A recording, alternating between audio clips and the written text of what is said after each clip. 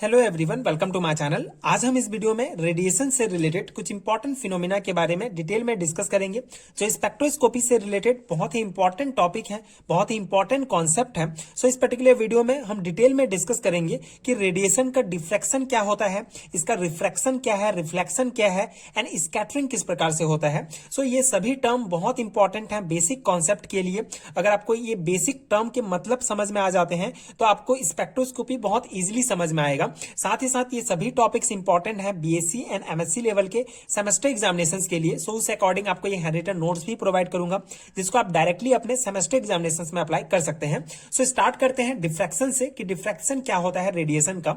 So electromagnetic radiation normally travel in straight path, but if a beam of radiation is pass through a narrow opening, a part of it appear to be in the shadow of the object in its part of travel, and this bending of radiation is termed as diffraction, and it is direct consequence of interference. Okay, so diffraction क्या होता है basically हमने पिछले video में electromagnetic radiations के बारे में detail में समझा है। सो इलेक्ट्रोमैग्नेटिक रेडिएशन क्या होता है आप जनरली समझ सकते हैं। सूर्य का जो प्रकाश होता है वो भी एक पार्ट होता है इलेक्ट्रोमैग्नेटिक रेडिएशन का, एक टाइप है। सो इलेक्ट्रोमैग्नेटिक रेडिएशन नॉर्मली जो है स्ट्रेट पाथ में ट्रेवल करते हैं, ठीक है। तो यहाँ पे इस डायग्राम से आप इजिली समझ सकते हैं। ये जो है हमारा कोई एक्सरे या पार्टिकल बीम है, इलेक्ट्रोमैग्नेटिक बीम है। सो ये जो है एक स्ट्रेट पाथ में जो है चलता है इलेक्ट्रोमैग्नेटिक रेडिएशन। जब इसको किसी क्रिस्टल से या किसी प्रिज्म से गुजारा जाता है तो ये डिफ्रैक्ट हो जाता है। मतलब इसको जनरली आप ऐसा समझ सकते हैं, हमने 11th-12th में पढ़ा होता है फिजिक्स में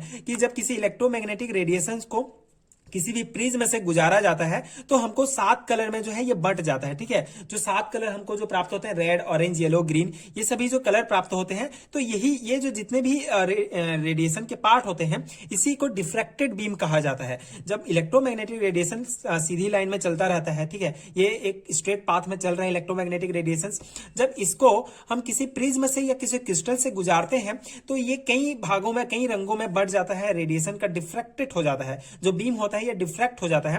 तो इस प्रकार से ये हमारा डिफ्रैक्टेड बीम होगा, इसी को ही डिफ्रैक्टेड बीम कहा जाता है। अब इसको हम एक्सपेरिमेंट के द्वारा पता कैसे करेंगे कि डिफ्रैक्टेड बीम है या नहीं है। तो यहाँ पे क्या होगा कि जब हम इसको एक्सरे को, पार्टिकल्स को किसी प्रिज्म से गुजारे, उसके बाद डिफ्रैक्टेड बीम प्राप्त हुआ, फिर ये जो बीम होगा इसके बाहर जो है हम एक ऐसे रख देंगे, ठीक है, एक हम दीवार रख देंगे जहां पे एक नैरो, ठीक है, एक बहुत ही छोटा सा छेद होगा जहां से सिर्फ एक रेडिएशन ही बाहर निकल पाएगा और बाकी जो रेडिएशन के जो बीम होंगे ये दीवार से टकरा जाएंगे और इस प्रकार से ये डिफ्रैक्टेड बीम का शैडो हमको जो है दीवार में प्राप्त होगा।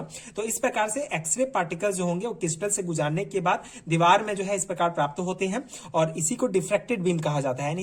इस एक्सपेरिमेंट के द्वारा diffracted radiation, diffraction of radiation को समझाया जा सकता है।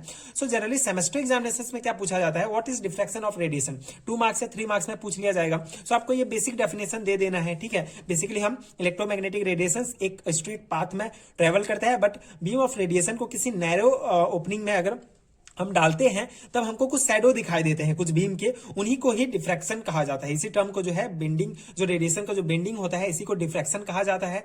ये जो है डायरेक्ट कंसिक्वेंस होता है इंटरफेरेंस का, ठीक है। इंटरफेरेंस मतलब सामने में कुछ डाल देंगे तो उसके बाद जो इंटरफेरेंस आ गया तो उसके बाद जो कंसिक्वेंस होंगे उसको डिफ्रैक्शन कहा जाता है, ठीक है। तो बेसिकली ये आपको एक्सपेरिमेंट करना होगा, ये डायग्राम आप बना सकते हैं, ठीक है। तो यहां से जो है पूरा समझ में आ जाएगा। सो बेसिकली ये डिफ्रैक्शन का बेसिक है, आई होप आपको समझ में आ गया होगा। अब हम सेकंड जो हमारा इंपॉर्टेंट फिनोमिना है उसको डिस्कस करेंगे, रिफ्रैक्शन ऑफ रेडिएशन। अब रेडिएशन का रिफ्रैक्शन क्या होता है ये भी हमने पिछले कक्षा में ही पढ़े हैं, बट यहाँ पे आपको एक बेसिक डेफिनेशन याद रखने हैं, बेसिक कॉन्सेप्ट तो आपको आता ही होगा। यहाँ पे रिफ्रैक्शन क्या होता है, when a beam of radiation is allowed to pass from one medium to another having different density and an abrupt change in the direction of beam is seen, and this phenomena due to the difference in velocity of radiation in two media is called a refraction, and the extent of refraction is given by sin theta upon sin theta 2. so basically ये क्या है, refraction क्या होता है, जब किसी beam of radiation को किसी भी एक मीडियम से दूसरे मीडियम में अलाउ करते हैं तो दूसरे डेंसिटी वाले मीडियम में, जैसे यहाँ पे देख सकते हैं ये जो है विरल माध्यम है, ठीक है। हवा से जो है पानी में जो है हमारा रेडिएशन जा रहा है। हवा एक बहुत ही कम डेंसिटी होता है हवा का, पानी की तुलना में, तो पानी का डेंसिटी ज्यादा होगा। तो क्या होगा, allow pass from one medium to another having different density, ठीक है, अलग अलग दोनों का डेंसिटी होगा। तो एक अचानक एक चेंज होता है डायरेक्शन में बीम का, जो बीम होता है ये जो है ये अभिलंब है, ठीक है, इसकी ओर थोड़ा सा झुक जाता है, ठीक है। जब कोई भी रेडिएशन किसी कम डेंसिटी वाले मीडियम से या डिफरेंट डेंसिटी से दूसरे डेंसिटी में जाता है, तो उसका जो अभिलंब से थोड़ा थोड़ा झुक जाता है अभिलंब की ओर, तो इसी को रिफ्रैक्शन कहा जाता है। रिफ्रैक्शन के कारण ये होता है। And this phenomena due to difference in the velocity of radiations दोनों मीडियम में जो रेडिएशन का वेलोसिटी होगा उसमें जो डिफरेंस हो जाता है, उसके कारण ये पूरा फिनोमिना होता है। एंड इसी को रिफ्रैक्शन कहा जाता है। And the extent of the refraction is given by, तो ये इसका बेसिक फॉर्मूला है। ये जो है इसको हम आई से रिप्रेजेंट करते हैं, इसको आर से, तो यहाँ पे आप I1 I2 R1 भी ले सकते हैं। बाकी ये मेन फॉर्मूला है, sine theta upon sine two equal to N2 upon N1 या V1 अपॉन V2, जो भी आप पुट कर सकते हैं। तो ये बेसिक फॉर्मूला है, रिफ्लेक्शन का बेसिक कॉन्सेप्ट है कि एक माध्यम से दूसरे माध्यम में अगर जाता है तो मतलब कम डेंसिटी से ज्यादा डेंसिटी में अगर हमारा रेडिएशन जाता है तो अभिलंब की ओर थोड़ा झुक जाता है, उसी को रिफ्रैक्शन कहा जाता है। तो ये बेसिक डेफिनेशन आप दे सकते हैं, ये समझा सकते हैं अगर आपके सेमेस्टर एग्जामिनेशन में पूछे जाते हैं। अब हम नेक्स्ट टर्म डिस्कस करेंगे, दैट इज रिफ्लेक्शन। रिफ्लेक्शन बहुत सिंपल सा कॉन्सेप्ट है। Reflection occurs when a beam of radiation is allowed to cross an interface between media of different refractive indices, and when a beam travel normal to the interface, the fraction of reflected beam increase with increasing difference in refractive index, and it is given by, so basically ये जो है basic definition है जो आपको याद करने हैं semester examination के लिए। एंड ये बेसिक फॉर्मूला आप याद रख सकते हैं, IR upon I0 equal to N2 minus N1 square and N2 plus N1 square. तो रिफ्लेक्शन क्या होता है, अगर कोई भी जो हमारा रिफ्लेक्शन, ये कोई दीवार है समझ लीजिए, एंड यहां से जब एक रेडिएशन आता है तो जो ये आपतित कोण, ये जो है आपतित कोण मतलब आने वाला जो रेडिएशन है आपतित कोण, ये विवर्तित कोण, ठीक है, परावर्तित कोण, तो दोनों बराबर होते हैं। रिफ्लेक्शन क्या होता है, जब किसी दीवार से कोई रेडिएशन टकराता है तो जिस एंगल में वो टकराता है उसी एंगल में वो वापस भी चला जाता है, इसी को ही रिफ्लेक्शन कहा जाता है रेडिएशन का। तो ये बेसिक डेफिनेशन है, ये फॉर्मूला आपको याद रखना है।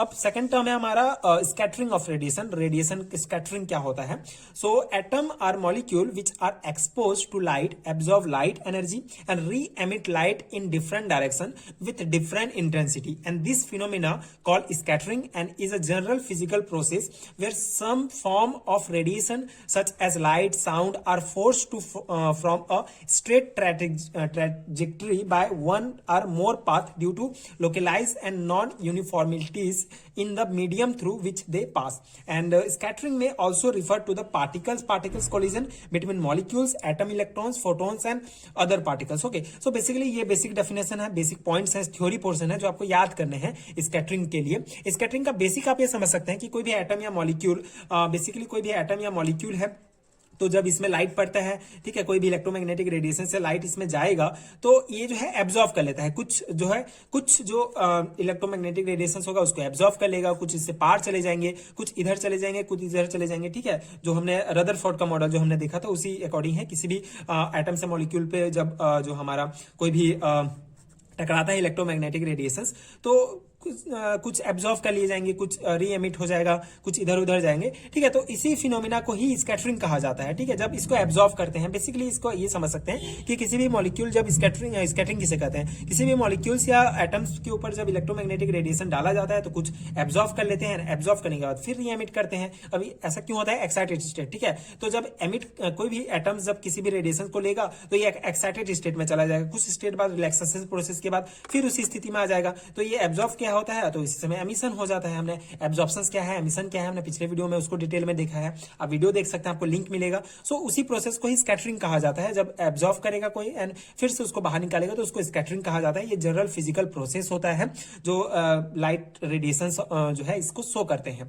स्कैटरिंग को जो है ऑल्सो पार्टिकल्स कोलिजन्स कहा जाता है, मॉलिक्यूल्स के बीच, एटम्स के बीच, इलेक्ट्रॉन्स, फोटोन्स, ये सभी शो करते हैं स्कैटरिंग को। सो ये बेसिक कॉन्सेप्ट है स्कैटरिंग का, जनरली पूछा जाता है सेमेस्टर एग्जामिनेशंस में। सो ये इंपॉर्टेंट फिनोमिना थे रेडिएशन से रिलेटेड। आई होप आपको समझ में आया होगा एंड आपके एग्जाम प्रिपरेशन के लिए नोट्स हेल्पफुल हुए होंगे। अगर आपको इसका पीडीएफ चाहिए तो आपको नीचे डिस्क्रिप्शन बॉक्स में एंड कमेंट सेक्शन में लिंक मिलेगा पीडीएफ स्टोर का, वहां पे एमएससी एंड बीएससी लेवल के सारे हैंड रिटन नोट्स ले सकते हैं। आपको यूनिट वाइज नोट्स मिलेंगे जिसमें सभी टॉपिक्स के इस प्रकार detail explanation handwritten notes के साथ आपको मिलेगा, जो आपके एग्जाम प्रिपरेशन के लिए डेफिनेटली बहुत हेल्पफुल होगा। आप नोट्स लेके डायरेक्टली प्रिपरेशन कर सकते हैं, याद कर सकते हैं एंड वीडियोस देख के समझ सकते हैं।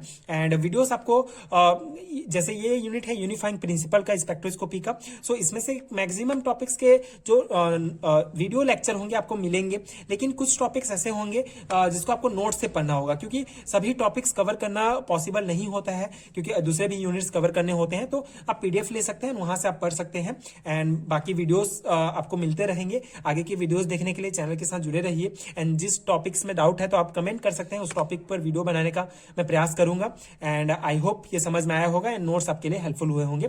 Thank you so much for watching.